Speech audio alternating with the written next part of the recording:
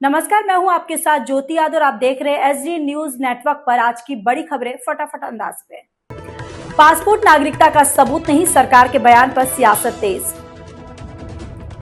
विदेश मंत्रालय ने साफ किया है कि पासपोर्ट नागरिकता का प्रमाण नहीं बल्कि सिर्फ अंतर्राष्ट्रीय यात्रा के लिए जारी किया जाने वाला दस्तावेज है। सरकार के इस बयान के बाद कांग्रेस समेत विपक्ष ने सवाल उठाए कि अगर पासपोर्ट नागरिकता का प्रमाण नहीं तो आखिर नागरिकता साबित करने का आधार क्या होगा। इससे पहले सुप्रीम कोर्ट भी आधार कार्ड को पहचान का दस्तावेज बता चुका है। नागरिकता का नहीं, अब इस मुद्दे पर राजनीतिक बहस और तेज हो गई है। एनसीईआरटी की किताबों में पहली बार इमरजेंसी का नया चैप्टर। एनसीईआरटी में कक्षा 9 की सामाजिक विज्ञान की नई किताब में पहली बार 1975 से 1977 के आपातकाल यानी इमरजेंसी पर अलग सेक्शन जोड़ा गया है।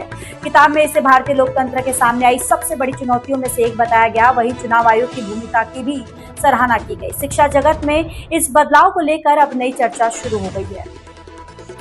अहमदाबाद एयरपोर्ट पर बड़ा हादसा टला।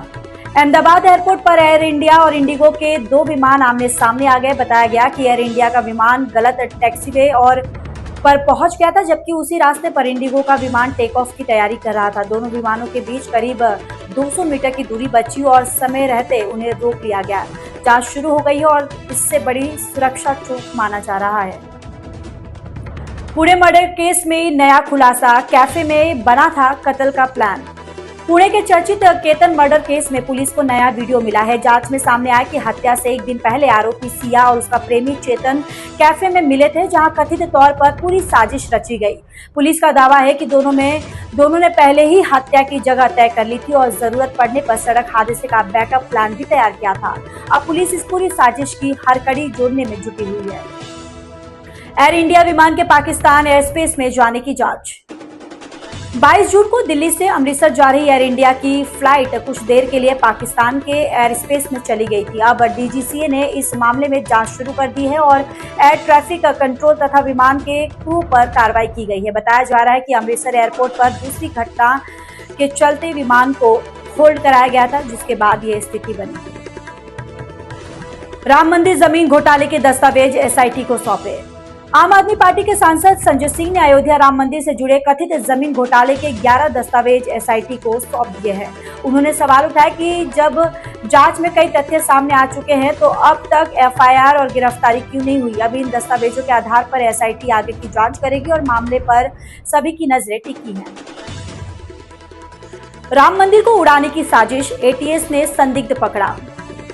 उत्तर प्रदेश के सहारनपुर निवासी मोहम्मद सुहेल को कर्नाटक से गिरफ्तार किया गया। एटीएस का दावा है कि वो पाकिस्तान से जुड़े आतंकी नेटवर्क के संपर्क में था और अयोध्या के राम मंदिर को निशाना बनाने की साजिश रच रहा था। उसके मोबाइल से संदिग्ध चैट, विदेशी नंबर और हथियारों से जुड़ी तस्वीरें मिली है। फिलहाल एनआईए और एटीएस उसे लगातार पूछताछ कर रही है। मगरमच्छ से भिड़ा मजदूर, साथियों ने बचाई जान। उत्तर प्रदेश के गोंडा में घाघरा नदी किनारे काम कर रहे एक मजदूर पर मगरमच्छ ने हमला कर दिया। मगरमच्छ ने उसका पैर जबड़े में दबोच लिया, लेकिन साथी मजदूरों ने हिम्मत दिखाते हुए हथौड़े से वार कर उसे भगा लिया। घायल युवक को अस्पताल में भर्ती करवाया गया। पूरी घटना का वीडियो भी सामने आ चुका है, जो सोशल मीडिया पर तेजी से वायरल हो रहा है। 13वीं के अगले दिन जिंदा लौटा बेटा। गाजियाबाद में एक हैरान कर देने वाला मामला सामने आया है। जिस युवक का अंतिम संस्कार और 13वीं तक हो चुकी थी, वो अगले ही दिन अचानक घर लौट आया। दरअसल परिवार ने गंग नहर से मिले एक अज्ञात शव को उसका समझ लिया था और अब युवक के वापस लौटने के बाद पुलिस पूरे मामले की जांच कर रही है और यह पता लगाने में जुटी है कि अंतिम संस्कार किस व्यक्ति का किया गया था। वेनेजुला में 2 बड़े भूकंप, भारी तबाही। दक्षिण अफ्रीकी देश वेनेजुला में महज 39 सेकंड के अंतराल में 7.2 और 7.5 तीव्रता के 2 शक्तिशाली भूकंप आए। अब तक 164 लोगों की मौत हो चुकी है और 971 लोगों के घायल होने की पुष्टि हुई है। कई इलाकों में इमारतें क्षतिग्रस्त हुई हैं और लगातार आफ्टर शॉक महसूस किए जा रहे हैं। राहत और बचाव कार्य तेज कर दिए गए हैं, जबकि विशेषज्ञों ने बड़े नुकसान की आशंका जताई है। इस अंक में फिलहाल इतना ही। आगे अंक में फिर आपसे होगी मुलाकात। तब तक के लिए मुझे दीजिए इजाजत। नमस्कार।